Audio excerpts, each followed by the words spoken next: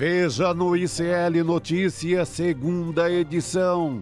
I apologize. This is just horrific. Tornados, ventanias, evacuação de cidades. A Flórida se prepara para a chegada do pior furacão dos últimos 100 anos. It's a matter of life and death, and that's not hyperbole. Congresso contra o Supremo. Com votos da extrema-direita, avançam propostas que limitam os poderes do STF. A pauta dessa comissão gira em torno de uma coisa só: livrar Jair Bolsonaro da prisão. Segundo turno em São Paulo. Pablo Marçal condiciona apoio a Ricardo Nunes a pedido de desculpas de Jair Bolsonaro e Tarcísio de Freitas. Caso você queira meu apoio, você vai ter que pedir desculpa, eu quero formal, não vou aceitar por telefone. O ICL Notícias, o veículo mais confiável do Brasil, está no ar.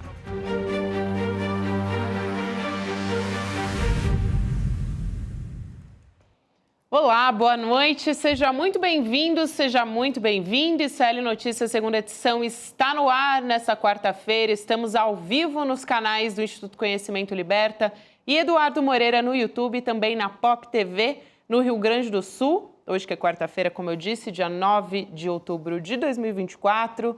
Daqui a pouquinho tem pesquisa sobre o segundo turno eleitoral das eleições municipais. E também os tornados que já estão atingindo a Flórida, nos Estados Unidos, e alguns estragos que já estão sendo provocados pela chegada do furacão Milton. A gente vai falar sobre tudo isso a partir de agora. Muito boa noite, meus queridos Chico Sá, Rodrigo Viana. Boa noite, Gabi. Boa noite, Chico. Rodrigo, comunidade CL em todo o Brasil. Muita coisa para falar aqui no Brasil, né, sobre política brasileira e também sobre a situação por lá, né, gente? Furacão Milton, que de acordo com o último boletim do Centro Nacional de Furacões, que é a NHC, segundo essa sigla em inglês, que está na categoria 4. A escala é de 5, mas de 5 seria a máxima. Então, situação de altíssimo alerta por lá.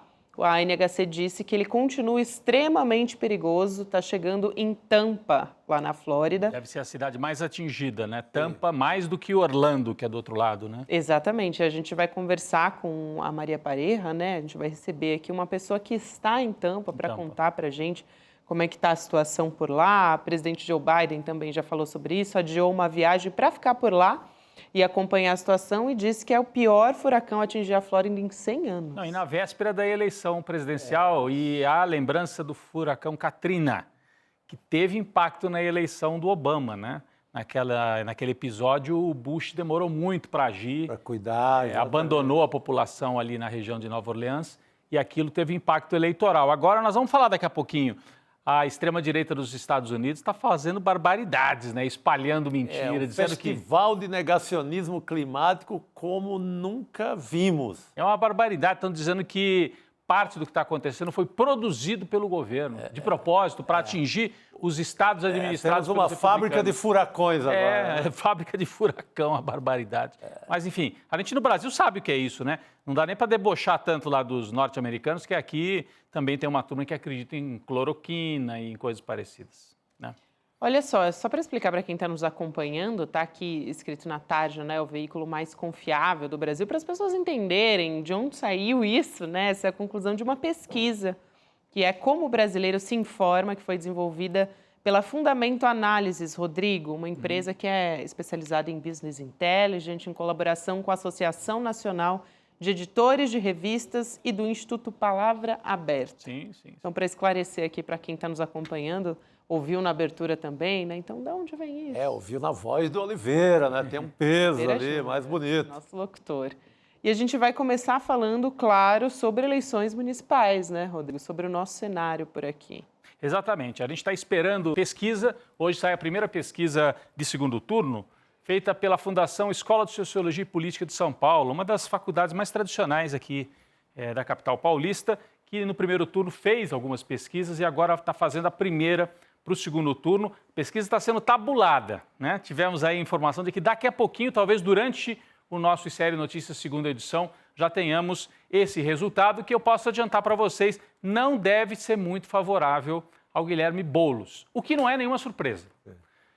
Por quê? Ontem nós trouxemos aqui as contas, eu fiz aqui uma espécie de ensaio, que não é previsão, não é simulação, não é pesquisa, eu fiz um ensaio, umas contas que a gente pode aqui colocar na tela de novo, as contas que eu fiz ontem, mostrando que se tudo desse muito certo para o Boulos e bastante errado para o Nunes, ainda assim a saída do segundo turno seria bastante complicada e eu estava prevendo que num cenário assim otimista, o segundo turno deve sair mais ou menos dos votos válidos, 55 para o Nunes, 45 para o Boulos. Isso o começo da campanha, depois tem a campanha, tem a disputa e o Boulos pode virar muita coisa. Mas esse é o quadro, a previsão é essa. Se tiver algo abaixo disso, mais estreito do que isso, vai ser surpresa para muita gente. Vamos ver, daqui a pouco sai essa primeira pesquisa e a gente vai observar como é que está a disputa na capital paulista. Agora, não quer dizer que o jogo está jogado. O Boulos vai fazer campanha, vai para a disputa. Nós podemos até tirar já da tela esse monte de número. Ontem eu expliquei aqui, quem tiver curiosidade pode entrar no nosso programa. Faltou um número aí, Qual? que a gente não tinha ainda. Quantas pessoas votaram 13 achando que estavam votando no Boulos? No Boulos, eu vou falar disso, Chico. Então... Isso é um dado importante, realmente. Mais 50 mil votos. Pois é. O que pode ajudar o Boulos a avançar e tentar virar esta eleição, que é mais favorável ao Ricardo Nunes nesse momento? Bom, primeiro, abstenção, né? Eu já falei disso ontem. O eleitorado do Nunes é menos empolgado. O Nunes teve muita votação baseada na chapa de vereadores. Não tem mais eleição para vereador. O pessoal vai tirar o time da rua. Ainda assim, o Nunes segue favorito, mas deve ter mais abstenção para o lado do Nunes. Outra coisa que pode ajudar o Boulos, daqui a pouco eu vou falar dessa questão do número. Divisão na extrema-direita. Ah, mas do que você está falando? Muita gente ontem já dizia, né, isso aí é só jogo de cena, daqui a pouco eles se entendem. Mais ou menos, né, gente? Ontem, o Pablo Marçal deu uma entrevista coletiva, depois fez uma live. O Pablo Marçal, que é o derrotado, aqui estão as imagens, depois nós vamos ouvir um trecho desta fala dele. Mas nessa entrevista coletiva, ele falou algumas coisas. Primeiro, não subo no palanque do Nunes, não faço campanha para o Nunes, a não ser que o Tarcísio e o Bolsonaro venham me pedir desculpas. É quase como se ele dissesse, ajoelhe no milho aí para mim. Ajoelhe no milho, porque vocês não foram bem, eu é que devia estar no segundo turno contra o Boulos. Ele está magoado.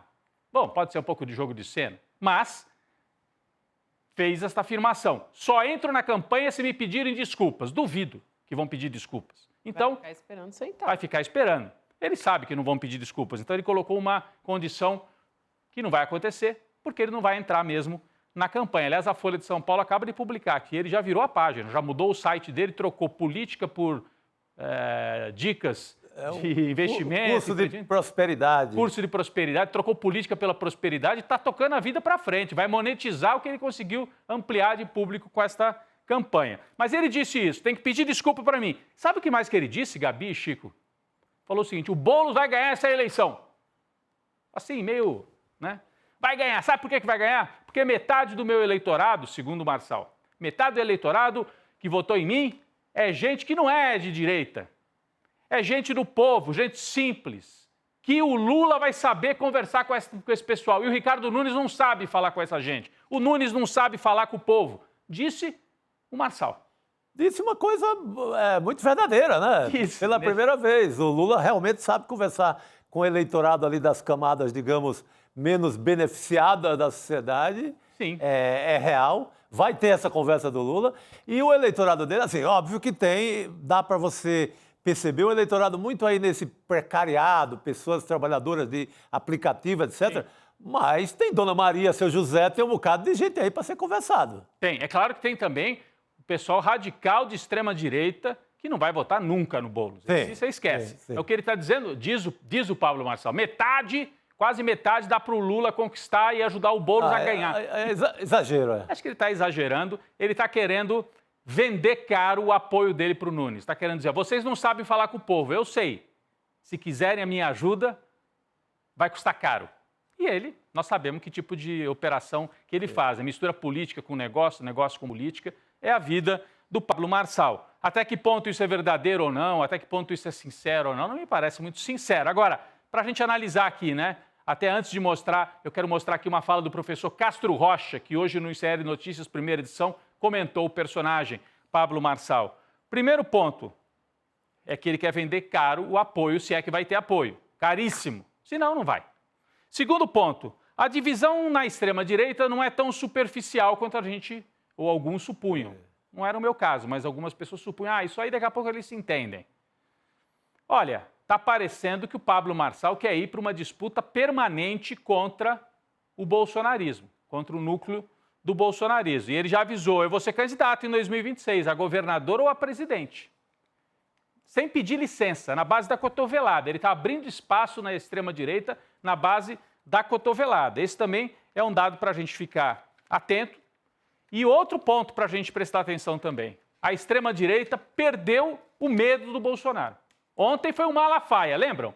O Malafaia que deu entrevista para Mônica Bergamo na Folha, disse que o Bolsonaro era um covarde. A gente tem aqui as imagens, a manchete de ontem, a gente falou bastante disso ontem. O Malafaia falou, o Bolsonaro é um covarde. Isso não é papel de líder o que ele fez. Que porcaria de líder é esse? Disse o Malafaia. Então, perderam o respeito. Mito, hein, Gabi? Que mito é esse que é chamado de porcaria pelo sujeito que bancou o carro de som na Avenida Paulista, que é o Malafaia. Então, num dia Malafaia, no outro dia Pablo Marçal. Que porcaria de líder é esse? Pergunto eu, ecoando as palavras do Malafaia. Perder o respeito pelo tal do mito.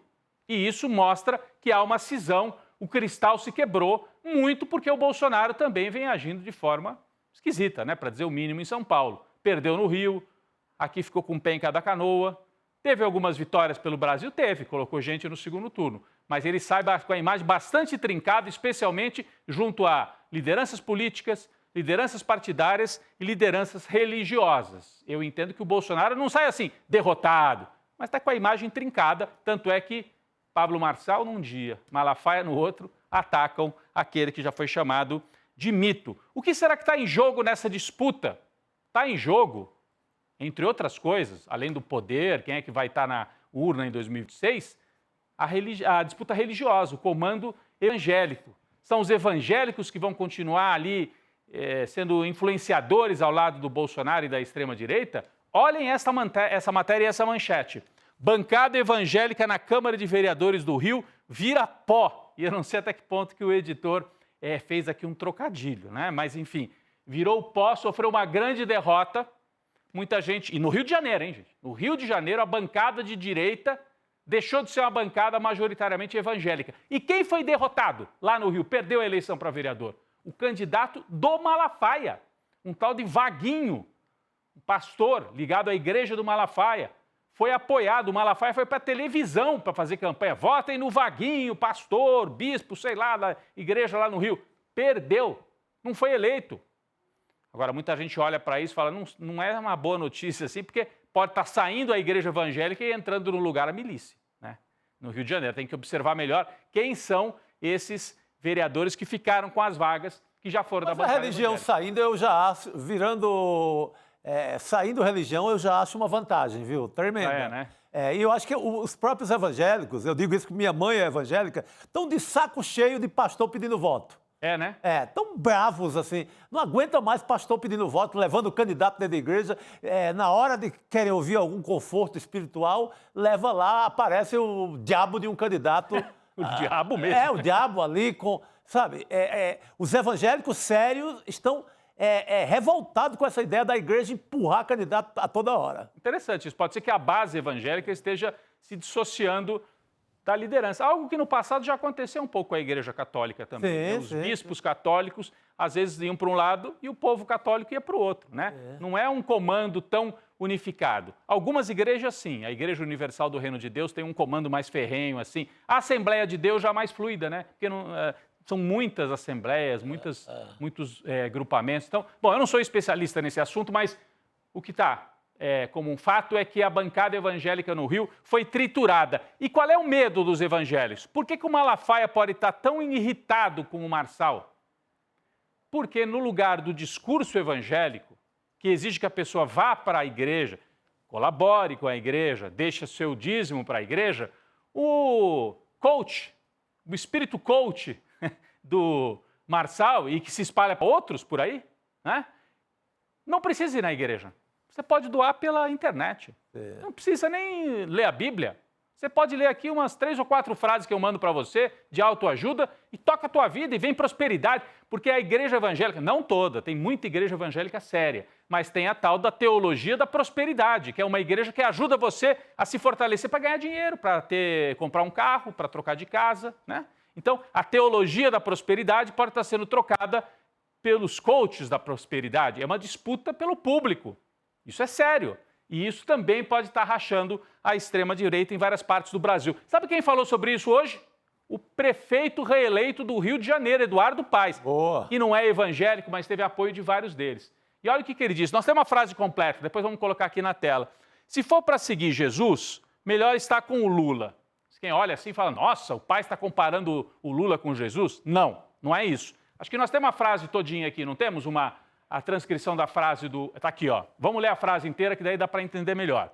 Ele, o Lula, sempre defendeu o Bolsa Família, transporte para as pessoas mais pobres, Minha Casa Minha Vida, em que a maioria das pessoas são evangélicas, daqueles que recebem esse apoio. O valor cristão ensina que você tem que cuidar dos mais pobres, ser mais solidário, mais humano. Então, se for para seguir Jesus, é melhor estar com o Lula, disse o Paes, mostrando que há um caminho, e ele indicou esse caminho lá no Rio, para disputar o público evangélico, no bom sentido, né? Disputar, falando, você tem certeza que você vai seguir esse pastor que diz que o Lula é tudo demônio, é comunista e tal? Ou será que do lado do Lula você pode prestar atenção e pode ter coisa boa? E o Eduardo Paes ganhou a eleição com apoio de alguns evangélicos e depois foi comemorar a vitória com o Lula. E disse essa frase que também é bastante marcante. Bom, para terminar ainda tem esse rescaldo da eleição e eu queria fazer referência a isso que o Chico citou aqui no começo. Vocês viram, gente? Em São Paulo, 50 mil pessoas votaram nulo, porque isso é um levantamento que é possível fazer. Votos anulados. Eu achava que nulo a pessoa botava lá 00, mas não. Qualquer número que não tenha candidato... Vira nulo. E aí, Gabi, 50 mil pessoas anularam sem querer anular. Por quê? Vão votar no Boulos, na cabeça delas, Boulos é Lula, Lula é 13. A marca do PT é tão forte, porque é aquilo que a Gabi dizia outro dia aqui, os dois partidos da Nova República, PSDB e PT, das grandes disputas eleitorais, além do MDB, que também tem força e tal, número 15, e vem desde a época do Dr. Ulisses e tal, mas os que foram mais para o embate estão na cabeça das pessoas, 13 ficou, 13. 50 mil pessoas deixaram de votar no Boulos e anularam o voto achando que estavam votando no Boulos. E aí foram buscar nas sessões eleitorais, extremo leste, periferia de São Paulo principalmente, onde mais teve voto 13 anulado. 50 mil. Vai precisar bater muito na tecla, né, do número. O Boulos até foi com 50 nos debates, mas faltou falar. Ele não falava. Faltou. O Marçal falava. O Marçal falava o tempo todo. 28. Tanto ele falou de 28 que ele teve 28% dos votos e perdeu a eleição. Mas o Boulos não falava dos 50. E de forma muito malandra, o Marçal e um pouco o Nunes falavam, não, ninguém vai votar em 13. Quem for votar em 13, você que vai votar no 13. Malandragem. Malandragem pura. E esses 50 mil votos poderiam ter deixado o Boulos em primeiro lugar, na frente do Ricardo Nunes. É verdade que teve voto nulo também para o 22, gente que queria votar no número do Bolsonaro. E botou lá, mas muito menos do que o 13, bem abaixo. Acho que foi 10 mil, uma coisa assim. Então, essa questão do número é importante, numa eleição tão apertada, poderia ter feito a diferença. E, por fim, mostra como o PT tem força, como o PT tem uma marca. Tem problemas, precisa se renovar. Meu entendimento até se renovou nessa eleição. Em São Paulo, Luna Zaratini, a vereadora mais votada do PT, mais de 100 mil votos. Natália Bonavides está indo para o segundo turno em Natal, menos de 40 anos de idade. Vai para o segundo turno, surpresa, jovem deputada. Aliás, hoje ela está em Brasília. Aqui é a Natália. Muita gente não conhece fora do Rio Grande do Norte. A gente já eu entrevistei algumas vezes a Natália. Além de tudo, uma simpatia e muito combativa, né? E sabe usar as redes sociais também, como o João Campos lá no Recife. Do PT, não sei se vai ganhar, porque é difícil, o páreo no Natal é difícil, mas ela vai se cacifando, talvez, para concorrer ao governo do Rio Grande do Norte, onde está a governadora, a única governadora do PT, a Fátima Bezerra. Então, quem sabe, sai a Fátima Bezerra, que já está no segundo mandato, E a Natália pode ser a candidata? Não sei. Isso é um nome que está sendo construído para o futuro. Então, tem alguma renovação. E tem uma história. Tanto tem a história que o povo da periferia mais simples, na hora de quero votar no candidato do Lula, vai no 13. É onde está a história dos últimos 30 anos. Você não pode abdicar dessa história. E esses 50 mil votos aqui são mais uma demonstração em relação a isso. Gabi? Muito bem. Eu acho que é um ponto de alerta muito grande, mas tem aí semanas para corrigir a situação, né? Sim. A campanha do Boulos ficar de olho nisso. Hoje, inclusive, a militância ia se reunir. Então, militância também, né? O pessoal da cúpula do partido também. Então, Ia ter uma isso, com espécie de uma certeza, vai estar assembleia, no- né? Uma plenária. É o Exatamente, primeiro ato de plenária. campanha, que é reunir todo mundo que mais forte na campanha, lideranças políticas, a militância, aí na Casa de Portugal, na Liberdade. Rapaz, eu esqueci de chamar o vídeo do professor Castro Rocha. Depois a gente assiste. Ah, boa. Na sequência a gente assiste, né, Gabi? O vídeo do professor Castro Rocha comentando que é o Pablo Marçal. Não sei se a nossa edição está com ele na ponta aí ou se a gente vai para os próximos assuntos e daqui a pouco volta, né? Daqui a pouquinho a gente vai falar sobre isso. Sim, Rodrigo. A gente vai chamar Leandro Demore para conversar com a gente também. Você ia comentar alguma coisa, Chico? Não, o vídeo, o Ricardo falou aqui. Então já vamos, veio, e né? aí a gente já chama o Demore e já comenta junto com Isso, ele. Vambora, colado vambora. no assunto, já Vamos lá. veio. Castro Rocha. Eu vou realmente propor para as nossas reflexões que a partir de agora nós tratemos o Pablo Marçal pelo que de fato ele é. O Pablo Marçal tem a psicologia do batedor de carteira, o Pablo Marçal tem a linguagem do estelionatário. Essa entrevista que vocês reproduziram no trecho perfeito é a linguagem do estelionatário, César. É a ameaça, é a intimidação, é o blefe. E a psicologia do batedor de carteira é a mesma coisa. É o sujeito que se aproxima de você com enorme violência para intimidá-lo e ele poder fazer o que deseja. Bom, já que a gente estava falando aqui de Pablo Marçal, né, nessa Psicologia do batedor de carteira. Diz É isso aí. Ele se aproxima, a hora que você está olhando para um lado, ele já levou. Já foi. Já foi. Trombadinha, né? Total. Mas do Tarcísio e do Nunes, ele quer cobrar caro. Meu amigo. Porque também, digamos assim, que para bater a carteira do Nunes é difícil. Ali não sei quem vai. Olha. Não é brincadeira. É uma disputa. Então, ele quer cobrar caro essa história. E cadê? Onde está Leandro Demore Opa! aqui, hein? Que eu prometi, depois da Leandro fala de Demore. Castro Rocha. Agora Ele voltou ao sim. estúdio do Desperta a essa hora. Ele já não sabe mais em que fuso já vai horário que ficar ele lá. está. Ele já vai ficar lá, vai né, dormir no Demore? estúdio, né? Porque é onde ele trabalha às 6h30 da manhã, 7 horas, né?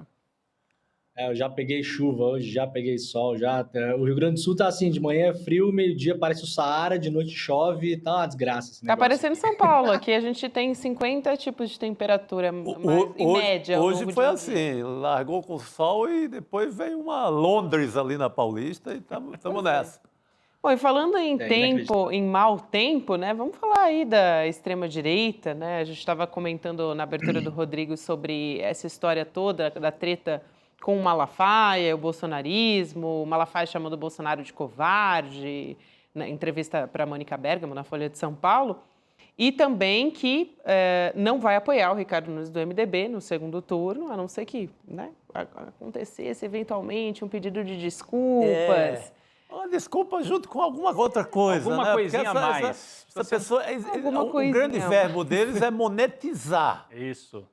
Então- Como é que pode monetizar esse apoio do segundo turno, hein, Demore? Né?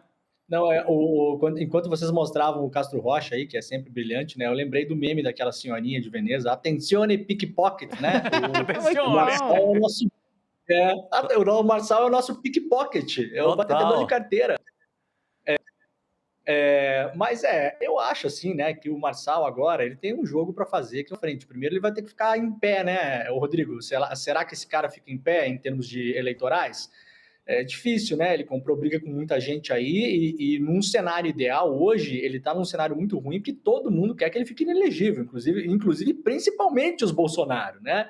Então, assim, agora, para essa eleição de agora, o que eu acho que ele está traçando como estratégia aí? Ele vai empurrar esse carrinho aí até sexta-feira, antes da eleição. Se a eleição chegar apertada na última semana, eu não descarto a possibilidade desses pedidos de desculpa, aquele pedido do Tarcísio do Bolsonaro, acontecerem. É claro que o Bolsonaro e o Tarcísio não vão esfregar a própria cara no asfalto, não é Demore. isso, né?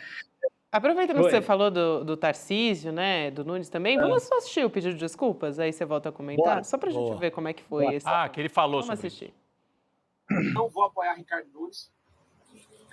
Então, que fique registrado que não vai ter meu apoio pessoal pela arrogância deles.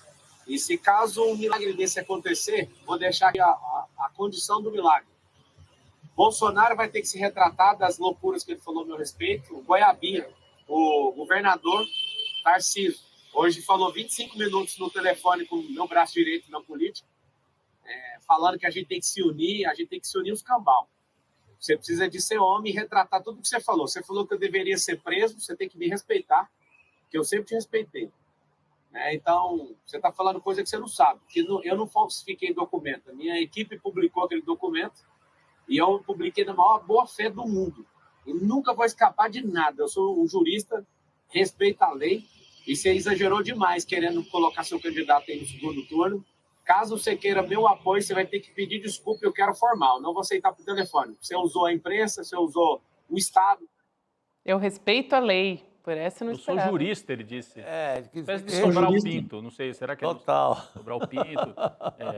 Aparentemente, né, primeiro fazer jurista- faculdade de Direito dá o título de jurista também. Que loucura. É o jurista pickpocket, né? Mas ele colocou condição aí, né, gente? O que eu posso imaginar é assim, se chegar a eleição muito apertada lá na frente, vai ter ajuste aí. O Bolsonaro pode pedir desculpas para ele. O Tarcísio eu acho mais difícil, mas pedir desculpas, a gente vê isso e imagina que o Tarcísio vai fazer um vídeo falando: ô, Pablo Marçal, me desculpa. Não é isso, né? Os caras podem fazer um jantar, aí faz um comunicado no final, entendeu? Aí coloca lá, não, o Marçal é um menino bom, ele tem futuro, a gente tem que se unir e tal, não sei o quê. Pode ser um pedido de desculpa de qualquer jeito. Eu duvido que nas pretensões da extrema-direita brasileira, que está lá no futuro, que é o Tarcísio, não é o Marçal, é o Tarcísio, eles, perdão, olha a chuva e a fumaça, o sol e tudo aí, né? Eles abririam mão da Prefeitura de São Paulo por uma vaidade de não tentar se organizar com o Marçal. O Marçal é um fiel da balança de 1.700.000 votos, não é pouca coisa não, gente.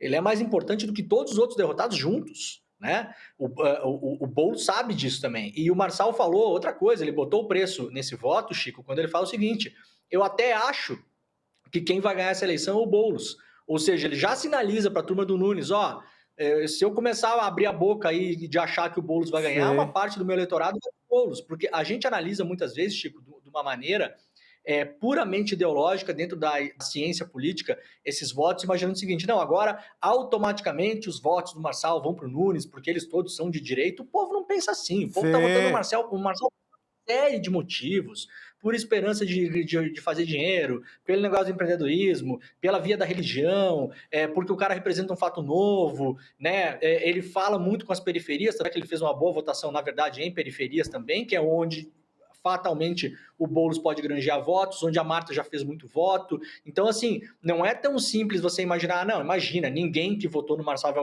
votar no Boulos. Isso não existe. Pessoas que votaram na Dilma votaram no Bolsonaro. Exatamente. Pessoas que votaram no Bolsonaro votaram no Lula. Sim. Isso é comum acontecer. Sim. Então, eu acho que o Marçal vai botar preço nesse voto aí, vai empurrar esse carrinho, e o Nunes vai dar graças a Deus se chegar na última semana da campanha e tiver com uma distância suficiente para mandar o Marçal para PQP e não precisar dele, né? Agora, se precisar, eu não duvido que tenha aí tudo que o Marçal queira, viu?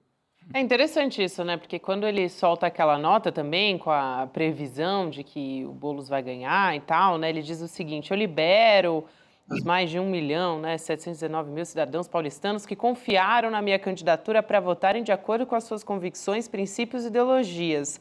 A culpa não será minha, e ele está falando caso o Boulos se torne prefeito. A arrogância precede a queda. Infelizmente, entrei nessa eleição para evitar a vitória de Guilherme Boulos e agora, lamento dizer, essa previsão se tornou uma certeza. Quer dizer, ele está ali também dando um recado para o Ricardo Nunes, que ele não pode sair por baixo, né? Porque o Nunes tem desprezado ele publicamente. Ele está querendo se vender como algo indispensável. Só eu poderia derrotar o Boulos, o que não é verdade. As pesquisas mostram exatamente o contrário, né? As pesquisas mostravam que o Boulos, em tese, terá mais dificuldades com o Nunes do que teria com com o Marçal. Então, mas ele está vendendo a história sim, porque daí ele se valoriza, é evidente, né, Chico? Sim, sim. Só voltando um pouco o aspecto que o Demori levanta aí, a gente acompanha a política muito de perto, a gente está na passionalidade, a gente está em rede social, a gente tem um filtro ideológico, tem uma construção. Gente, mas um bocado de Dona Maria, seu José, minha tia Orema, lá na Zona Leste, não está nessa paixão febril que a gente está. Pode sair do Pablo Marçal direto para o Boulos, por incrível que pareça. É mais do que a sociologia coloca ali no mundo das pesquisas. Assim. Agora, não se sabe o tanto. Eu acho assim improvável, né? Que de 1.700.000 votos, o Boulos consiga metade para ele, que é o que o Marçal disse ontem também, Demori. Falou, metade do meu eleitorado o Lula vai lá buscar, porque o Ricardo Nunes não sabe falar com o povo. E o Lula sabe. Ele está falando do Lula, nem do Boulos. Sim. O Lula sabe e tal. Né? Ele está querendo vender essa ideia. Eu acho um exagero. Mas Lula, segundo ele, acho que busca uma pessoa que pensa que pode votar no Lula, pode votar no Bolsonaro, dependendo da eleição, dependendo do desejo daquele momento. Sabe? Então, nesse sentido, pode roubar um pouco de voto aí do batedor de carteira, que aí é uma operação difícil. Quem rouba quem? Ladrão que rouba ladrão, como é que é? Quando ele fala isso, ele está só botando preço, né, Rodrigo? O Marçal sabe que ele tem um eleitor também, que uma parte é muito engajada, e tem um eleitorado jovem também que vota nele, são homens, né? Muitos eleitores de primeiro voto, que é a molecada. Cara, eu vi aqui na minha cidade um moleque com o boné do Marçal, entendeu? A 2.000 quilômetros de São Paulo. Então, assim, é uma molecada que é como o Chico acabou de falar, não pensa como a gente pensa. O cara votou no Marçal, porque ele estava lá na rede social, gostou dos cortes, o cara falou umas bobagens, o cara fala uns negócios meio errado, não sei o quê. Se o Marçal falar assim, veja, ele não está nem pedindo voto, mas é um jeito de pedir voto para o Boulos. Se ele falar assim, não, metade do meu eleitorado vai votar no Boulos, tenho certeza. Esse moleque vai lá e vota no Boulos, entendeu? O Marçal não está demonizando o Boulos. A lógica seria essa. Ele abre uma brecha ali para esse voto. Agora é curioso, claro, né? Abre essa brecha bem grande. O cara que está na dúvida, que está esperando um comando, ele já viu que o comando de vetar você votar no comunista, não sei o que, já não aconteceu. E isso é para assustar a turma do Nunes. A turma do Nunes olha isso e fala, pô, cara, e aí? Porque tem um cálculo que foi feito hoje, eu até não lembro quem, foi um jornalista que colocou no Twitter, eu não lembro, que na minha avaliação foi completamente errado. O cara falou o seguinte, pro Boulos vencer, ele tem que pegar todos os votos da Tabata, todos os votos do Datena, e não sei quantos votos de Nunes, mas ele não considera que o Nunes pode perder voto. Não é que o Nunes vai proporcionalmente só ganhar voto. O Nunes pode crescer numa média menor que a do Boulos. Não é dito que o Nunes chega super forte lá. O Nunes pode, inclusive, perder voto, né? Pode perder pessoas que votaram nele agora no segundo turno, pode decidir votar, pode decidir não ir votar. Tem gente que só votou no Nunes, eventualmente, para evitar que o Marçal fosse eleito. Todos os votos estão ali. Aí no segundo turno vai para a praia, vai votar nulo, né? Não vai aparecer na urna. Então, agora se reconfigura. Eu não assim. É muito Boulos, mas eu não dou de barbada que do Nunes, o que o Nunes está ganho, não dá de barbada isso, e o Marçal sabe disso porque o Marçal, ao contrário do que ele fala, ele investiu sim muito dinheiro nessa campanha, investiu muito dinheiro em pesquisa, e ele está falando isso lendo pesquisa. Ele não está falando isso da cabeça dele, ele está falando isso lendo pesquisa. Ele sabe que se ele bagunçar a eleição, com tudo que ele fez de voto, ele tem condição de ter um certo controle do processo eleitoral para chegar na última semana sem que o Nunes tenha certeza de que está eleito. E aí, vocês acham que o Tarcísio vai abrir mão da prefeitura de São Paulo por uma vaidade de não se encontrar com o Marçal? Olha, eu particularmente duvido. Imagina, se encontra no lugar que o Marçal quiser, com a foto, com o ângulo escolhido pelo Marçal, com o selinho do Marçal, do jeito que o Marçal quiser, cara. É uma prefeitura de São Paulo. Que é a grande história para uma possível campanha presidente. Os dois, tanto o Nunes quanto o Tarcísio, fazem qualquer coisa. Os dois estavam conversando já com o assessor político, que ele não nomeia, o Marçal não diz quem é, mas conversando com o braço político da campanha já. Não, é o Felipe Sabará, né? Ele não fala que eu imaginei o Felipe Sabará. Que foi secretário do Tarcísio, trabalhou com o Dória. Esse Felipe Sabará é aquele que inventou, para quem não é de São Paulo, A ração, né? a ração, a farinata. Nossa, lá sim, que o Dória queria farinata. distribuir para as pessoas Para em alimentar situação os de pobres rua. de São Paulo. Isso. E esse Felipe Sabará depois rompeu com o governo do Tarcísio e foi trabalhar como um dos principais articuladores da campanha do Sim. Marçal. E ele tem um diálogo com o Tarcísio. Então, Os dois ele é lados, o né? interlocutor provável entre Tarcísio e Marçal, esse Felipe Sabará. Não, e Rodrigo, você imagina o Kassab na orelha do Tarcísio na última semana e na orelha do Bolsonaro. Fala, não, vocês vai lá, você vai, janta com o cara, não precisa falar nada, faz a foto, só janta, não tem problema. Você acha que o Kassab vai correr o risco de perder a prefeitura de São Paulo porque os caras não querem ali sentar com o cara para conversar? Olha, eu posso estar muito errado e tudo bem que esteja, não quero nem acertar aqui, eu quero que o Boulos ganhe a eleição, não escondo isso de ninguém. Agora, eu não sei, se fosse eles, não abriria mão dessa chance não, viu? É só coisa apertar, gente. Inclusive, já que a gente está falando do Marçal, né? Ele também já está monetizando. Ontem a gente estava falando sobre ele fazer uma live, cobrar R$100. Inclusive, você podia parcelar em 12 vezes, né? Ele abriu essa possibilidade. Facilita, né, a operação, né? Ele até mudou o foco, ele tem vários sites ali de informação, e um deles é de informação de campanha. E aí ele mudou o foco para oferecer conteúdo de um programa, o que ele chamou de um programa de prosperidade para as famílias. Olha só, então essa página antes tinha um conteúdo de campanha do Pablo Marçal e agora tem esse plano Família Rica. Ele diz que vai ajudar as pessoas a construir esse futuro de prosperidade. Ontem essa live também tinha a ver com prosperidade, como construir esse futuro de prosperidade. Então agora ele já está monetizando, né, esse conteúdo. Surpreende total de 0 pessoas. Zero pessoas. Bom. E essa parte que amedronta as igrejas, porque tira... Isso que a gente vinha falando. Tira a grana, essa parte, as bets, um bocado de coisa que ameaça ali o dinheiro do Malafaia, de alguma forma. Malafaia, do Edir Macedo, de várias igrejas. E Não eu é acho que também... que é um rival, né? É um rival, inclusive, na captação de recursos.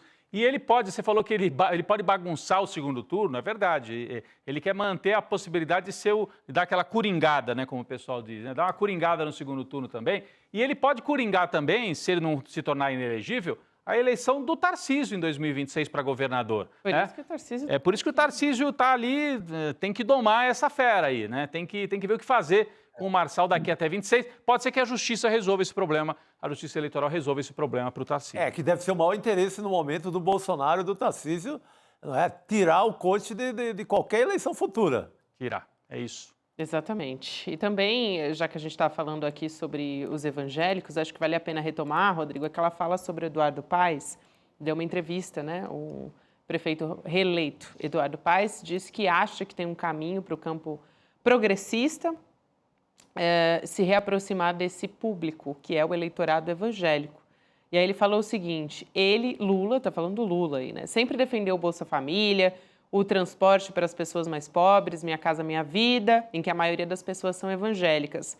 O valor cristão ensina que você tem que cuidar dos mais pobres, ser mais solidário, mais humano. Então, se for para seguir Jesus, é melhor estar com Lula. Essa foi a aspa do Eduardo Paes. Agora, eu não sei o quanto isso vai repercutir bem para ele, viu, Chico Sá?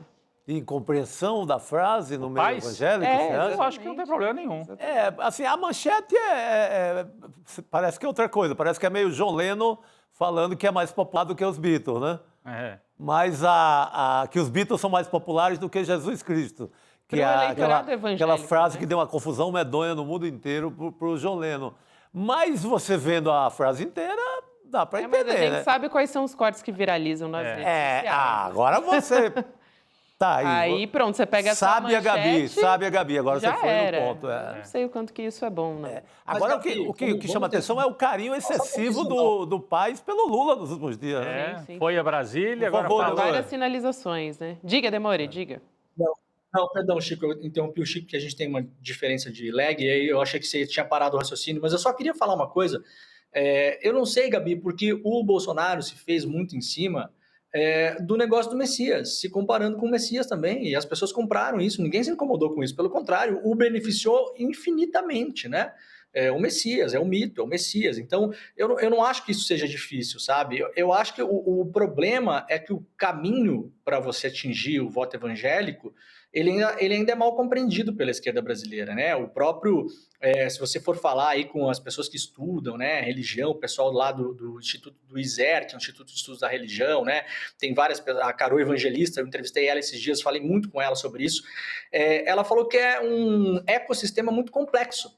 E cada vez menos, né, se fala assim, os evangélicos. Veja, dentro do próprio catolicismo romano, né, você tem aí várias correntes aí dentro, você tem a renovação carismática, que é uma coisa bem mais de direita, até de ultradireita ali dentro, você tem os padres de ultradireita católica, você tem dentro da igreja evangélica aquele padre Paulo Ricardo, que é um ultradireitista, é um cara reacionário, extrema-direita, foto segurando rifle na casa do Olavo de Carvalho, foto com Bolsonaro, missa pregando coisa do Bolsonaro.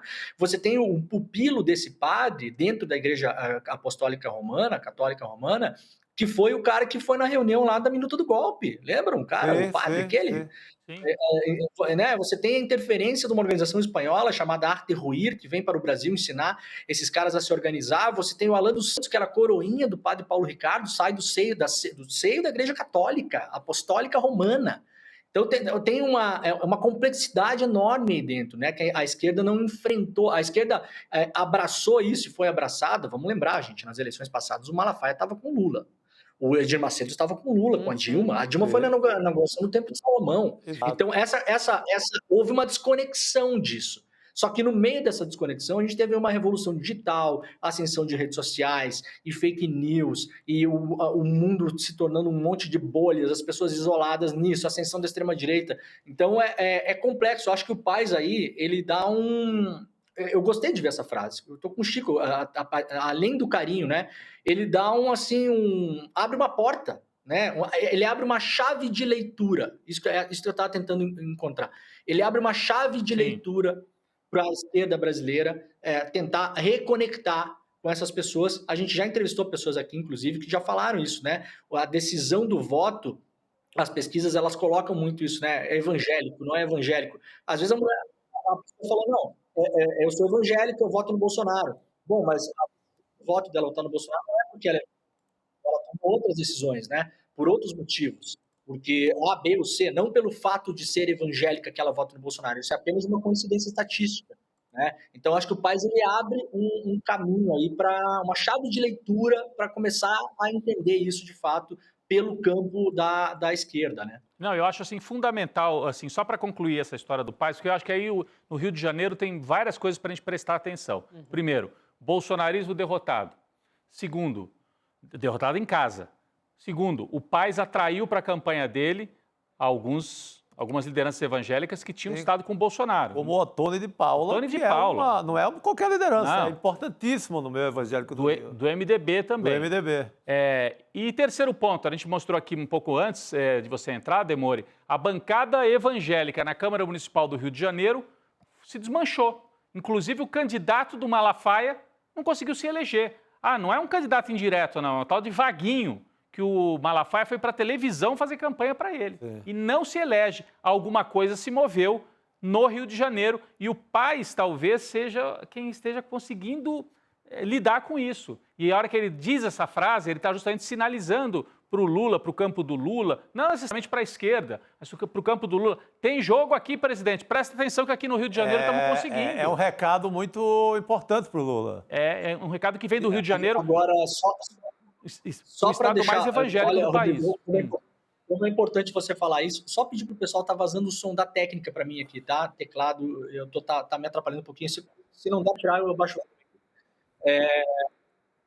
Só para Rodrigo, olha o que você falou como é muito importante.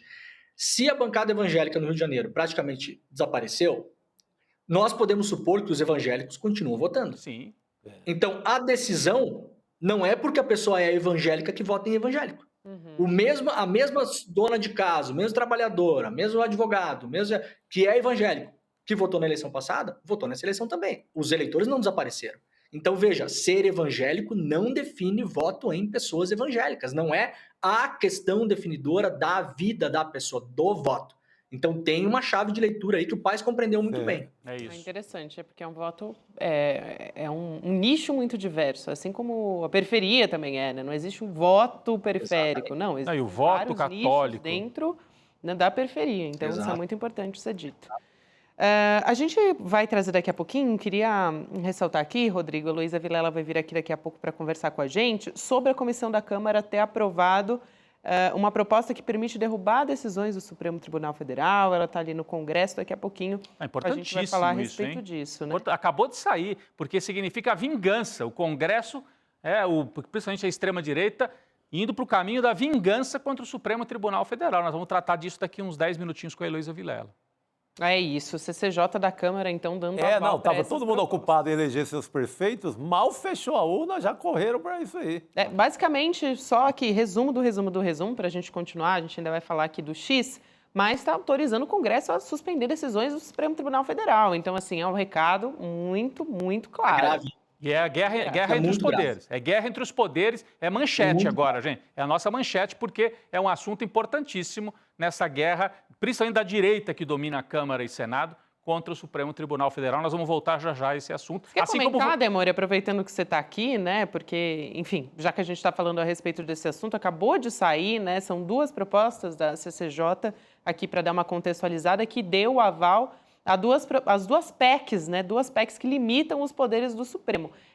A gente estava aqui, claro, falando de eleições, então isso saiu um pouco da pauta, mas mais uma vez a gente volta a falar sobre uma espécie de queda de braço muito clara ali do Congresso Nacional com o STF e principalmente simbolizada pela imagem do ministro Alexandre de Moraes, muitas vezes, né? Então, acho que vale a pena aqui a gente comentar rapidinho com você a respeito desse assunto, Demore, se você quiser. Gabi, isso é muito grave. Isso vinha andando já antes da eleição, né? O Brasília parou porque a gente teve aí uma sequência de 2 eventos que são importantes para os congressistas brasileiros, que é a festa junina e eleições. As pessoas esquecem da festa junina, né? Então teve recesso, festa junina e eleições, festa junina principalmente os parlamentares do norte e do nordeste do Brasil, mas cada vez mais de vários lugares do país vão para as bases, né? Vão para as festas e tal.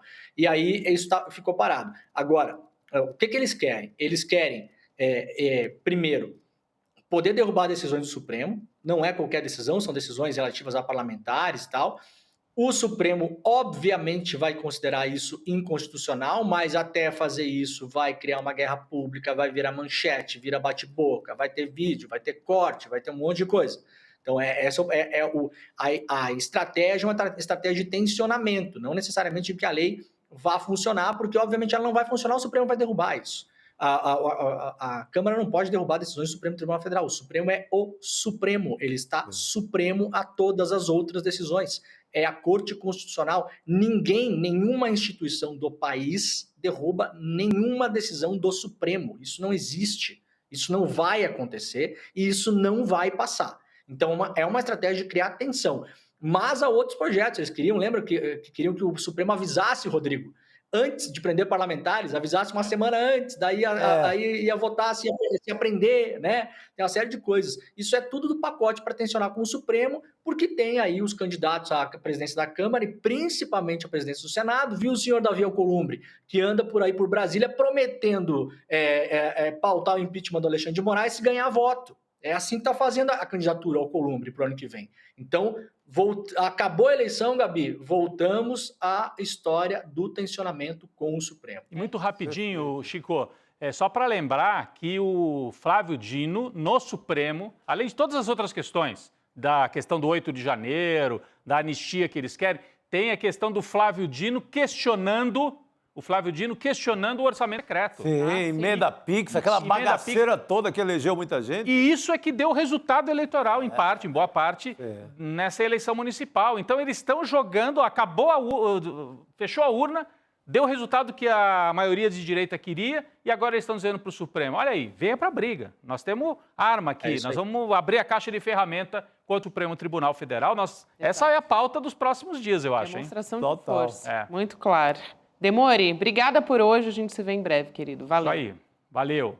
Valeu, obrigado. Beijo. Obrigado. Valeu, querido, boa noite. Bom, então nessa quarta ainda dá para votar na CCJ mais projetos, ampliando o rol de crimes de responsabilidade de ministro do Supremo Tribunal Federal. Tem vários pontos aí que a Heloísa Vilela, que está lá em Brasília, vai trazer aqui para a gente, ela que está acompanhando toda essa história, para poder contar, né, o avanço dessas PECs lá na CCJ. Elô, boa noite para você. Conta para a gente toda essa história, né, essas propostas, os detalhes, limitando decisões monocráticas, também autorizando o Congresso a suspender as decisões do Supremo. Boa noite para você. Boa noite, Elô. Boa noite, pessoal. Pois é, acho que o Rodrigo já falou nisso, né? O deputado Chico Alencar chamou esse projeto de lei de PL da vingança e não de outro nome. Não é à toa, exatamente pelo que vocês estavam agora discutindo. Então, esse projeto, ele passou na CCJ, mas a CCJ não discutiu o conteúdo, discutiu se ele podia ser admitido ou não. Claro que os 19 deputados que votaram contra disseram que ele não tinha nem que ser admitido, não podia nem ser discutido, porque você está querendo mudar a distribuição dos poderes na República, que só existe, que existe justamente de acordo com a ideia do equilíbrio dos três poderes. Então, você está querendo chamar para si, né, para o Congresso, a atribuição de derrubar uma medida de um outro poder. O texto é tão absurdo que o relator foi nada mais, nada menos do que o Luiz Felipe de Orleans e Bragança, do PL de São Paulo. E ele diz assim, ó... Isso, ele quer voltar aos tempos em que o rei mandava e desmandava, eu acho, né? Não sei, deve ser a mentalidade. Mas ele fala assim, ó, isso é para criar um freio ao ativismo judicial desse pequeno grupo nomeado que age monocraticamente. Então, duas coisas que a gente tem que ressaltar.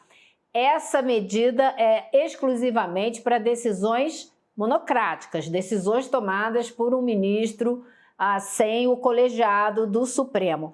Ela não está aprovada para ir à votação na Câmara e de ir lá para o Senado. Ela foi aprovada para ir agora para uma comissão especial, que ainda nem foi criada e nem tem prazo para ser criada. Então, é mais um daqueles projetos que vai entrar na fila das grandes barganhas.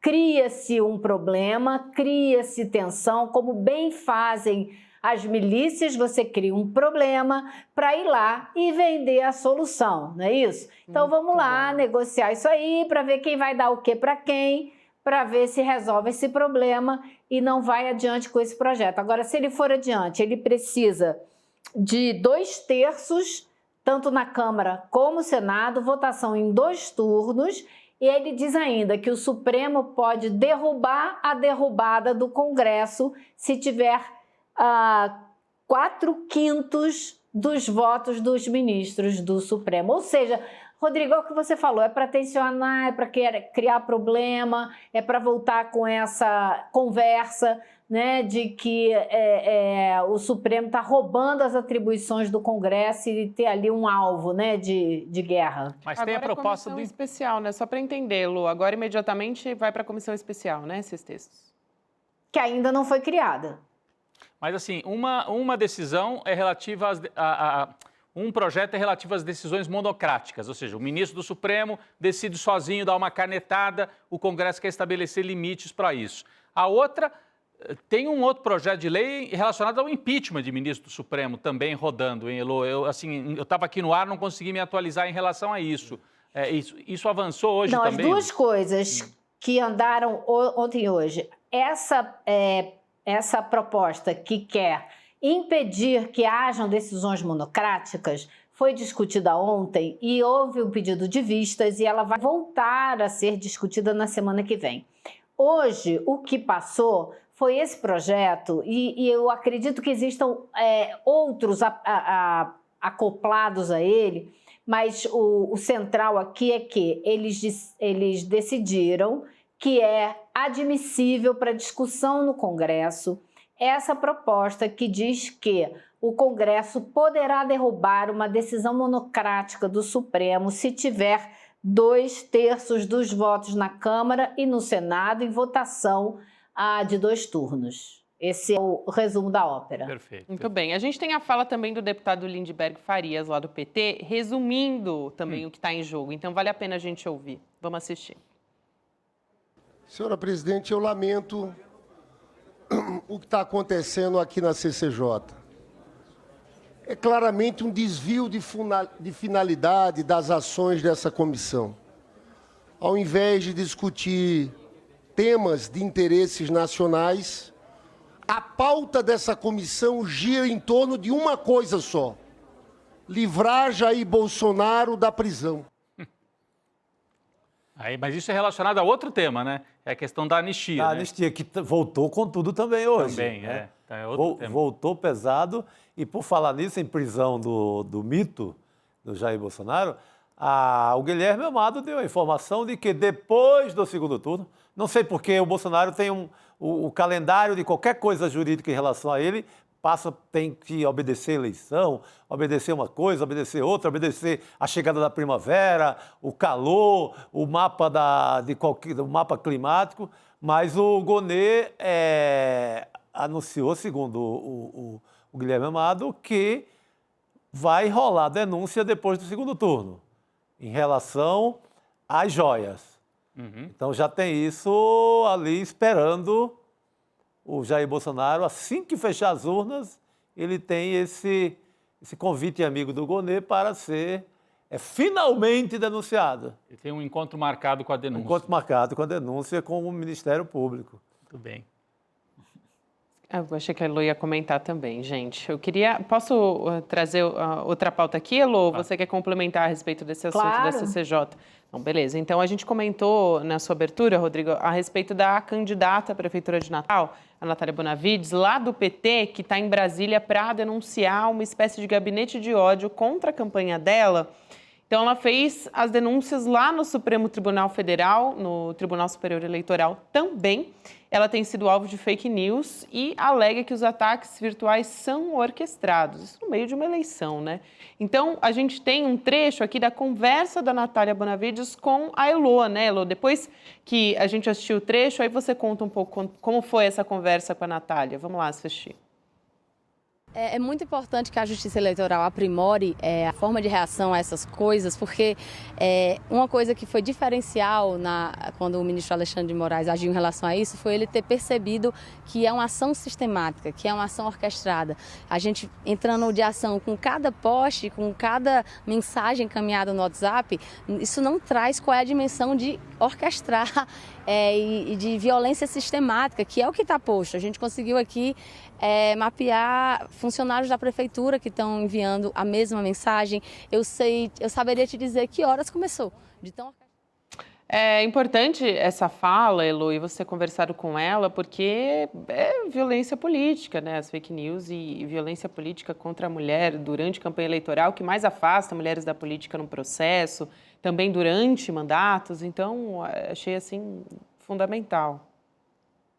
E essa prática não se pode aceitar, né? Assim, a gente viu que o Supremo Tribunal Eleitoral trabalhou muito rápido nas eleições presidenciais, com o ministro Alexandre de Moraes à frente, mas a gente viu uns tribunais regionais eleitorais completamente paralisados, que não fizeram absolutamente nada, permitiram essa campanha absurda do Pablo Marçal, por exemplo, e não tomaram nenhuma atitude. Então, eu acho que, assim, ficou muito claro, pelo que eu conversei com a candidata, que é preciso agilidade nos tribunais regionais. Muita coisa que está sendo feita, não adianta daqui a um mês você vir com uma solução na justiça, porque você já prejudicou o outro candidato. E é contra isso que ela está se batendo. Ela, inclusive, trabalhou na CPI das fake news, então ela falou, eu sei muito bem como esses caras operam, eu acompanhei isso tudo.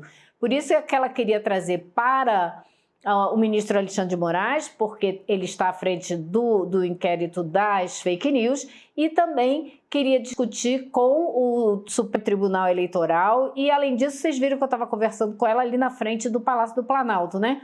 Porque ela tinha um encontro ainda hoje com o presidente Lula. Até pedi para ela, se tivesse foto ou vídeo para me mandar, por enquanto não chegou nada, mas é isso, né? Vocês sabem que o presidente prometeu que ia fazer vídeos com os candidatos da esquerda que estão indo para o segundo turno. Nem só da esquerda, né? Como eles dizem, da base do governo. Os que podem enfrentar o bolsonarismo especialmente, ele vai fazer vídeos e ajudar na campanha. Não, eu corri aqui, enquanto você falava, eu vi que foi ali na frente do Palácio do Planalto. para a rede do Lula, porque ontem o Lula publicou rapidamente aquele vídeo com o Eduardo Paes, que foi um vitorioso, né? Sim. Então foi lá conversar com o Lula. Por enquanto, na rede do Lula não está. Pode estar acontecendo agora esse encontro. Não sei que hora que você gravou com a Natália Bonavides. Pode. Né? Deve estar acontecendo Eu agora. gravei com ela, eram umas 5 e pouco. 5 horas. Então ela subiu, na hora que eu terminei de conversar, ela subiu pro andar do presidente. Não sei quanto chá de cadeira ela ia ter pela frente, né? Mas por enquanto não chegou nada, não. Então, ou ela esteve com ele, não teve uma foto oficial para ser divulgada ainda, ou ela ainda não se encontrou com ele. Mas certamente o Lula vai, enfim, dar o apoio e manifestar o apoio à Natália Bonavides, que é uma das 4 candidatas do PT em segundo turno nessas eleições municipais. Só para lembrar, Maria do Rosário em Porto Alegre, Natália Bonavides em Natal, o Evandro Leitão em Fortaleza e o Lúdio em Cuiabá, que enfrenta uma parada duríssima contra o Abílio Brunini em Cuiabá. Exatamente. Tem mais o Vinícius Castelo, porque eu considero Olinda a velha capital de Pernambuco. Então é praticamente a capital, né? Já foi capital de Pernambuco. Olinda tem dimensão política bonita, de uma capital.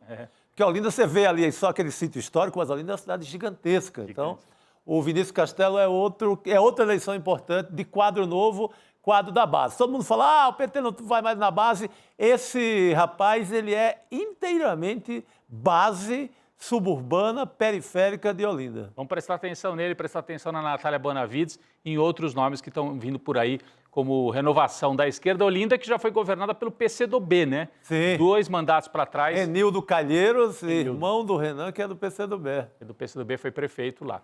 Fundamental. A gente vai continuar acompanhando essa história, trazendo novidades aqui, né, a partir desse encontro.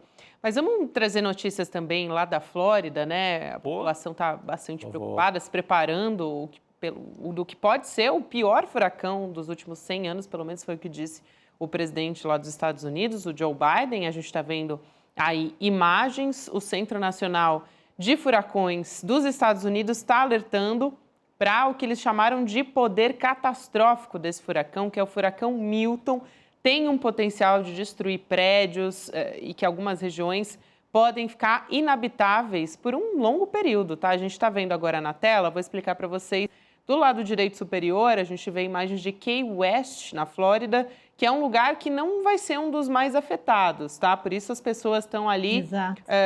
Onde está batendo as ondas ali, né? Muita gente vai lá. Estão batendo claro, as ondas, tá bastante movimentado, tá batendo onda. Eu não ficaria ali naquela pontinha. Eu também não ficaria ali, mas não. as pessoas estão ali justamente Nem eu. porque não tem nenhum alerta. Agora, Tampa Bay, à esquerda, é justamente do superior, né? A esquerda superior é justamente um dos lugares, um dos primeiros locais que vai enfrentar a chegada do furacão Milton agora entre a noite de hoje e a madrugada de amanhã. E aí a gente também tem imagens de Sanibel Island e também à esquerda também, embaixo também, é o mesmo local, né, Sanibel Island. Mas eu prestaria atenção principalmente em Tampa Bay, que é o lado superior direito. A gente está vendo ao vivo a força dos ventos lá na região da Flórida, né? Imagens das câmeras de segurança por ali. E a gente também tem... E você sabe, Gabi, Diga, que Elô, diga. em geral, assim, o maior número de vítimas, mais de 50% das vítimas fatais de furacões, em geral, são por causa dos alagamentos. As pessoas morrem muito por causa dos alagamentos. E essa é uma das grandes preocupações. Então, por isso, especialmente quem está na costa, você está vendo aí a Baía de Tampa, né? Então, é uma área super perigosa, essa quantidade de água, a maré sobe, os ventos trazem a água. Foi o que aconteceu, você lembra, Nova Orleans morreu muita gente afogada, né? Ô, Elô, e a gente vai trazer também um mapa daqui a pouquinho, mostrando o percurso que esse furacão Milton vai fazer e aonde que ele vai bater exatamente na península ali da Flórida. É importante, se a gente até puder colocar já aqui no telão, eu até iria para mostrar, apontar, que as pessoas, a tampa do que vocês estão falando, está aqui, ó. Do New York Times. Eu vou então caminhar aqui até o telão para ver se a gente explica um pouquinho. Exatamente, uma imagem produzida pelo New York Times. A gente percebe que o pior do furacão ainda não bateu aqui no território. Aqui vocês estão vendo o território da Flórida. A hora que ele chegar na terra, porque por enquanto a maior parte do furacão, a parte mais perigosa ainda está sobre o oceano. mas ele vai bater justamente, ó, Tampa aqui, ó. Aqui é a cidade de Tampa. E deve chegar em nível 4 aí, né, Rodrigo? 5 é o pior. Pelo Isso. que a gente sabe ali do monitoramento, vai chegar em nível 4 em Tampa. 4 ou 3, né? Porque aqui está marcando 4 e aqui na frente já está marcando 3. Então, quarta-feira, 8 horas da noite, ele deve bater na costa.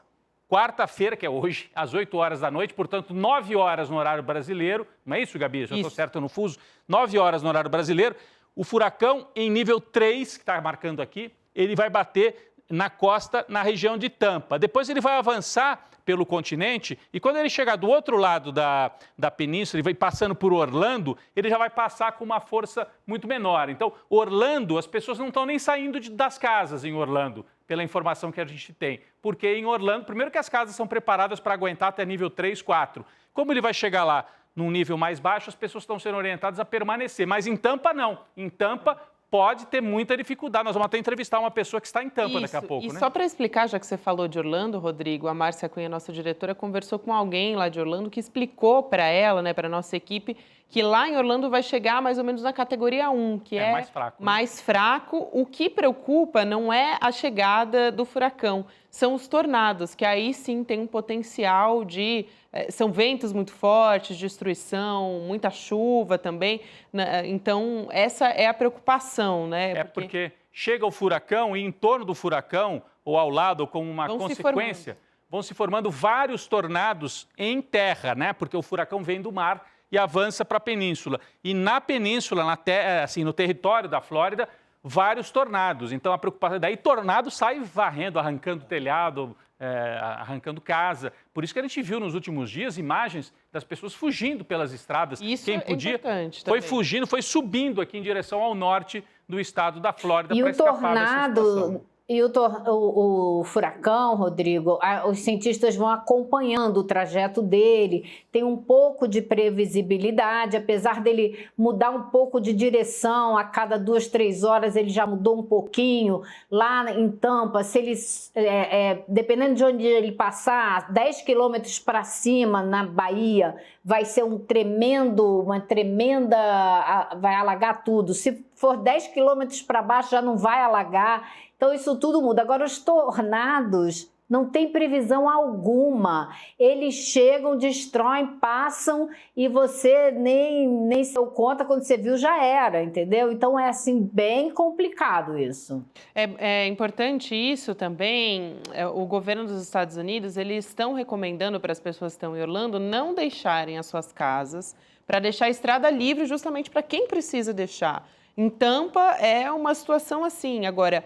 Em Orlando, a recomendação é que as pessoas fiquem em casa e elas recebem orientações de onde elas podem permanecer. Tem áreas construídas ali, subsolo, onde elas podem permanecer no momento de ventania muito forte em consequência dos tornados também, Rodrigo. Eu ia só falar que a situação é tão grave, Chico, que um meteorologista apareceu chorando na televisão lá dos Estados Unidos. Imagem de estudo, né? Acho que nós podemos colocar aqui na tela. Temos a imagem... Olha, essa eu nunca tinha visto, viu? Vamos ver?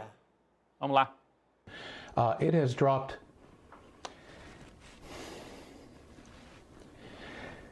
It has dropped 50 millibars in 10 hours. I apologize. This is just horrific.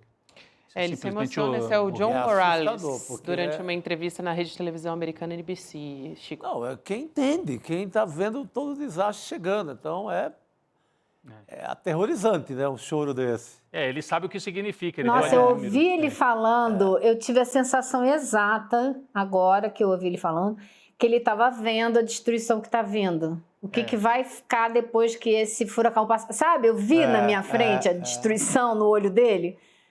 É isso, né? O cara conhece e ele sabe o que vai acontecer, qual é a consequência disso. E eu acho que os cientistas todos estão muito apavorados e desesperados, porque eles estão vendo esses fenômenos ganharem intensidade por causa do desequilíbrio climático e os governos não estão fazendo nada para realmente parar com esse desequilíbrio climático que está alimentando esses fenômenos, tornando-os cada vez mais perigosos.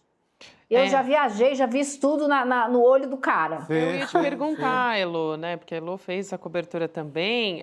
E o que está acontecendo, acho que nessa época do Katrina, a gente não tinha esse fenômeno das fake news como a gente tem hoje, essa enxurrada de fake news que são disseminadas pelos republicanos, incluindo Donald Trump. Isso está acontecendo agora. A gente vai dar uma olhada nas principais mentiras que estão circulando em meio a essa temporada de furacões. Democratas direcionaram os furacões para estados republicanos. Essa é uma delas. É uma teoria dos republicanos. Exatamente. Não dá nem para a gente dizer que é dos republicanos, dá para a gente dizer que é de uma franja do Partido Republicano. Por exemplo, a Marjorie Taylor Greene, que é aquela louca do QAnon da Geórgia, ela disse: eles podem mudar o clima, eles podem mudar as tempestades. É inacreditável. E teve um republicano que até falou: precisa ir na cabeça dessa mulher aí, porque ela tá louca. Aí tem uma outra dizendo que o governo Biden está negligenciando a situação, que as vítimas vão receber só $750, que o Biden está ignorando ligações do governo da Geórgia e que o Biden desvia verbas para construir moradias para imigrantes ilegais. Enfim, juntou uma série de mentiras. Duas obsessões, né? É o negacionismo e os migrantes, os imigrantes nos Estados Unidos. Que também duas grandes obsessões do discurso. Quem é que tá eleitoral, isso, né, gente? Vou dar uma chance só para vocês acertarem quais são as duas pessoas que estão falando e disseminando essas mentiras. O Donald, é isso? Primeiro. O Donald. Donald é o primeiro. Segundo. Aquele que a gente adora aqui no Brasil. Musk. O Elon Musk? Claro. Também está nessa? Claro. Meu Deus do céu. Sim. Então, assim, o grau de mentira é tão escroto, vocês me desculpem a palavra, mas não dá para dizer outra coisa. Na hora que as pessoas estão a ponto de morrer afogadas, ter a casa destruída, representantes do Partido Republicano nos estados e até o governador da Flórida, que é assim, ultra republicano, direitista, até o último fio do cabelo, Ron DeSantis, estão desfazendo essas mentiras. Teve um deputado republicano que foi à internet, ele fez uma lista das mentiras para desfazer as mentiras. Por quê? Porque essas mentiras fazem com que as pessoas nem procurem a ajuda que elas podem ter. Atrapalha o trabalho de resgate, atrapalha o trabalho do governo federal, que libera os recursos para os estados poderem fazer esse tipo de trabalho de prevenção, de ajuda, de resgate. Então, atrapalha tudo. Eu fiquei me lembrando, gente, do que eu vi lá no Rio Grande do Sul. Sim. Aquela palhaçada de ficar dizendo que é o povo pelo povo, que o governo não faz nada. As mentiras da extrema-direita são todas muito parecidas, né? Não tem nem criatividade. Agora, todas elas têm uma coisa central, que é a desumanidade, o desrespeito pela vida humana. Isso é que é doloroso. Não, e nós estamos na véspera da eleição, Chico, Gabi, Elô, na véspera da eleição lá nos Estados Unidos, e a gente pode relembrar, né? Vai bater o furacão ali na Flórida, relembrar o Katrina, né? Que teve uma influência, Elô. Na época você morava nos Estados Unidos, acho que você até cobriu, né? O evento, as consequências e tudo. Então, conta pra gente, faz um resuminho, assim, do que aconteceu ali, qual foi a consequência política, né? Esse fatal, o povo ajuda o povo. Lá não adiantou, lá o governo não foi, não é isso? E por não ter ido, as pessoas ficaram muito bravas com o Bush, né? E hoje até eu não queria me basear só na minha memória, porque você sabe que memória é uma coisa muito seletiva, né? Então a gente odeia o Bush, aí vai lá e procura não. Mas não, de fato, ele estava de férias no Texas, no dia que o furacão chegou, ele ficou mais 2 dias em casa no Texas de férias antes de voltar para Washington e começar a trabalhar na ajuda para Nova Orleans. Então, assim, foi um desastre. E eu li um analista falando, foi o começo do fim da popularidade do Bush. Depois disso, a popularidade dele caiu a um nível que nunca tinha sido tão baixo e nunca mais se recuperou. Então, assim, agora, os desastres não são necessariamente problemáticos para quem está no poder. Por exemplo, teve aquele furacão Sandy, que foi fortíssimo em 2012, que arrasou a costa de Nova Jersey, foi Nova York da Rua 14 para baixo, ficou todas as escuras, mas era o presidente Barack Obama no poder. E ele rapidamente agiu e foi visto agindo, e depois ele concorreu à reeleição e ganhou. Então, o problema não é o desastre que bate no país quando você está no poder. O problema é como que você trabalha para socorrer e ajudar a população. Agora, esse ano, a gente está vendo uma coisa que a gente nunca viu antes, que é essa disseminação de mentiras a respeito do que o governo está fazendo para atrapalhar a imagem do governo e tentar, com isso, atrapalhar a eleição. Agora, eu acho que vai ser muito difícil influenciar as eleições, porque a Flórida é dos republicanos. Então, assim, se houvesse uma interferência no resultado das eleições, seria para fazer a Flórida votar democrata, o que vai ser dificílimo. O que acontece depois de um desastre desse é o índice de comparecimento às urnas cai muito, porque nas áreas mais afetadas as pessoas ficaram sem casa, estão em abrigo. Quem é que vai votar numa situação dessa, né? Então, esse é o impacto. A gente vai continuar falando sobre esse assunto com uma brasileira que está em Brandon, que é uma região da cidade de Tampa, lá na Flórida, e ela gravou alguns vídeos mostrando esse preparo dela para a passagem do furacão Milton, que vai acontecer agora à noite, entre a noite de hoje e a madrugada de amanhã, contar a situação de momento para a gente. Então, vou pedir aqui para a nossa produção trazer essas imagens e também dar boa noite para a Maria Pareja, que já está aqui com a gente para essa conversa. Maria, boa noite, obrigada por aceitar nosso convite, bem-vinda. Boa noite. Estamos aqui esperando a passagem de furacão. Parece que ele foi mais para o sul. A gente aqui em Brandon estava bem na rota do furacão. Quer dizer, ainda estamos, né? Mas ia entrar por Tampa e agora parece que vai entrar mais para o sul, Sarasota, que é uma cidade mais para o sul. Então, mas eu não consegui encontrar ainda a nova rota assim, desenhada. Né? Maria, deixa eu só aproveitar que essas imagens estão aí, que são imagens da sua garagem, né? Onde você estocou algumas coisas, não foi? Você me mandou essas imagens hoje, também o vento aí na garagem. O que você levou para sua garagem? As plantas, guarda-sol que tem na piscina, cadeira de piscina, mesa de piscina, aí colocamos todas as plantas de trás, tudo que pudesse voar, né? Uma eventualidade voar, que a gente não quer que aconteça, os vasos, essas coisas mais pesadas. Porque aí pode destruir alguma outra coisa, bater numa outra casa, né? Sabe lá para onde vai parar. E você me contou também que você acabou resolvendo ficar em casa porque depois de 2004, 2005, de vários furacões e muitos problemas, existe um código de construção civil, que as casas hoje têm que ser construídas para aguentar um determinado... essas imagens são todas da sua casa, né? As janelas já protegidas e tal. Mas a construção tem que seguir certas normas para que aguente um furacão um pouco mais forte, né? Sim, inclusive está um problema muito sério aqui com as seguradoras.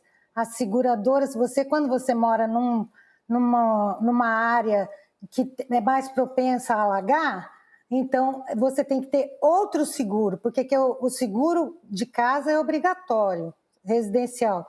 Mas se você mora perto da água, é mais o outro seguro.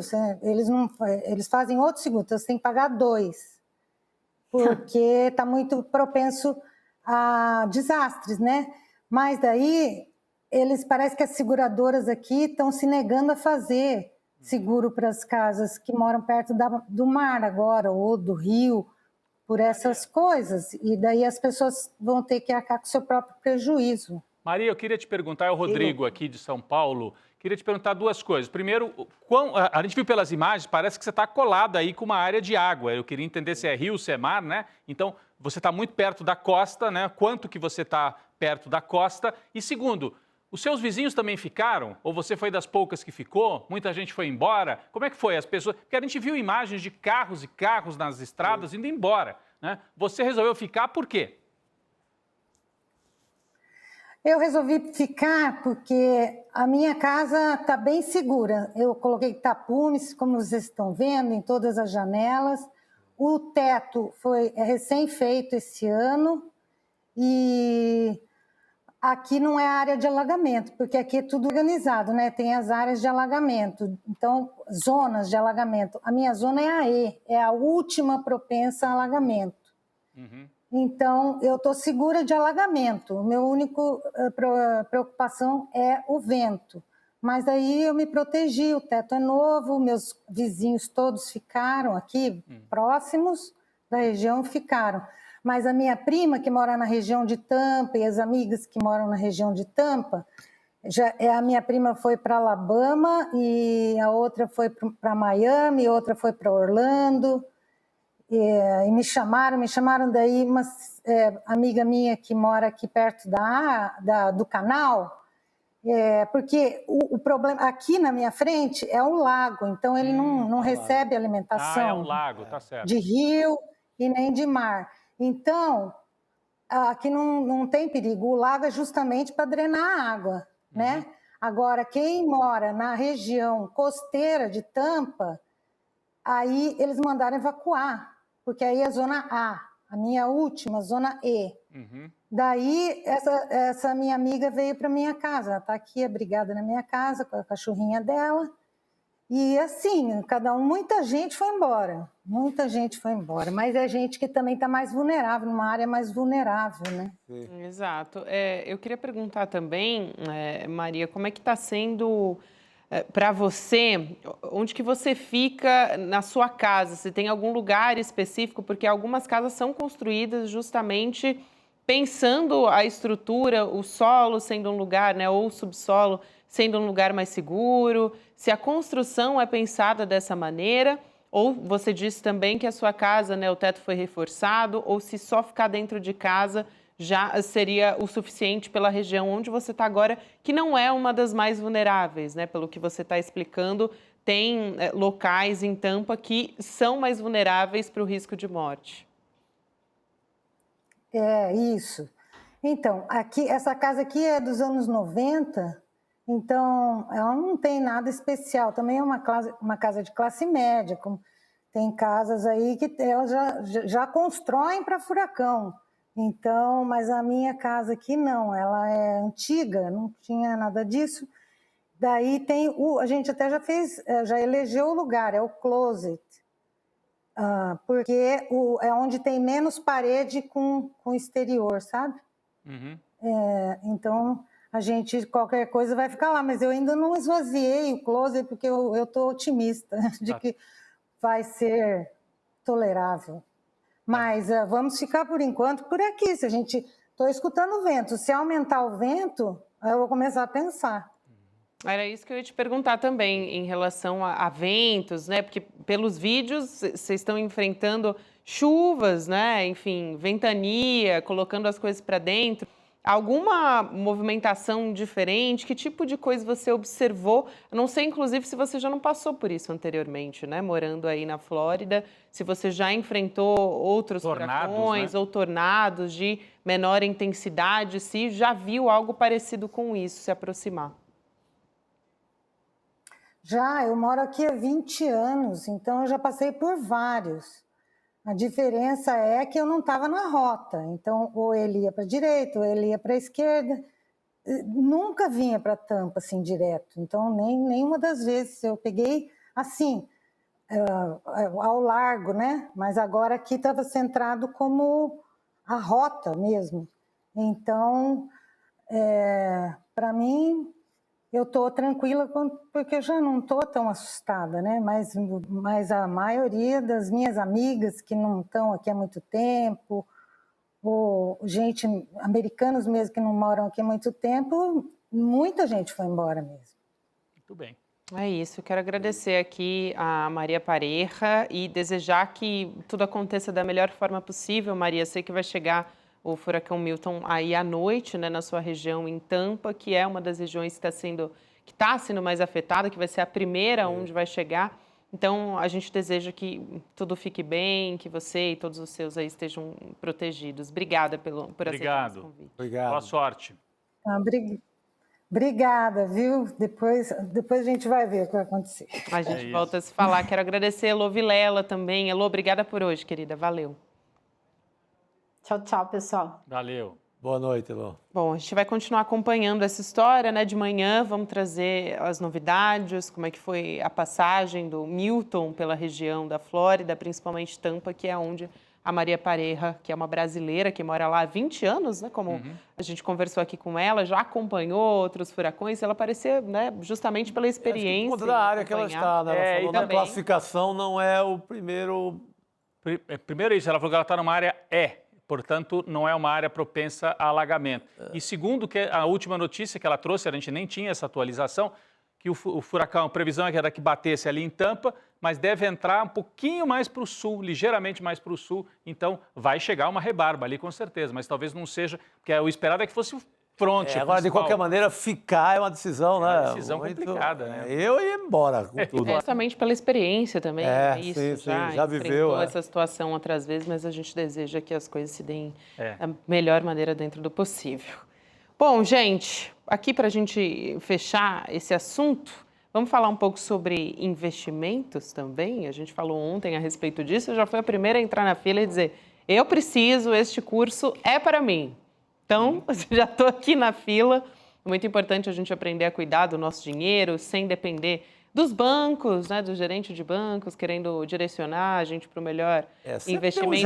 Não é melhor para a gente, mas é melhor para o banco, né, Chico? Sempre tem um gerente querendo aplicar e coitado do gerente, não é nem ele, é o sistema bancário, né? Ele é um trabalhador ali do banco. Ele precisa bater a meta dele. Exatamente. Isso. Eduardo Ele está sob pressão, né? Exato. Edu Moreira preparou uma super aula para a gente, para transformar a vida financeira. Então, o Guia da Liberdade Financeira, que vai te ajudar a entender melhor o mercado financeiro com estratégias claras, eficientes. Não tem fórmula mágica, investir é para todo mundo. Isso eu garanto, gente. Investir é para todo mundo, mas a gente tem que acompanhar com quem sabe, né? E com quem sabe e não quer engambelar a gente. Então, convidando todo mundo para participar. Vai ser no dia 13 de outubro, ou seja, domingo, agora, a partir das 8 horas da noite, uma aula para todos nós assistirmos. O link da inscrição é icln2.com.br. Não perde, porque vale muito a pena, né, gente? A gente, inclusive, tem a fala aqui, tem a chamadinha para esse curso explicar um pouquinho melhor o que vem por aí. Vamos assistir.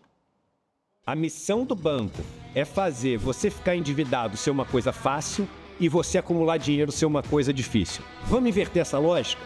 Vamos se proteger do endividamento e vamos transformar a caminhada financeira que acumula patrimônio numa coisa simples de fazer? Pois bem, eu preparei uma aula chamada Guia para a Liberdade Financeira. Uma aula que ninguém deveria perder. Uma aula que está acima de qualquer disputa política, uma aula que vai ali no ponto mais importante que tem desestabilizado as famílias brasileiras. Essa aula será domingo, 13 de outubro, às 8 da noite. É gratuito, uma oportunidade única, sem replay. Clica aqui e se inscreve. Dá um jeitinho. Muito bem, então, aula de independência financeira para todos nós. A gente pode acompanhar, lembrando que para acompanhar é de graça, online no domingo, mas tem que fazer a inscrição pelo link icln2.com.br. Todo mundo de olho. Hoje, dia 9 de outubro, tem provocação histórica. Gente, Bruno Huberman, já entrevistei em detalhes, excelente o Bruno. A gente vai falar sobre Oriente Médio. Em chamas. Aqui, em chamas. Eu tô na frente. Aí, Israel e Hamas, um ano depois, que completou um ano essa semana. Exatamente. Então, importantíssima essa aula com o professor Bruno. Já conversei com ele em outras oportunidades. Sabe muito e a gente precisa realmente falar a respeito disso, né? Porque a situação no Oriente Médio, a gente vem acompanhando e está cada vez mais inflamada. Mais de 40 mil mortos em Gaza.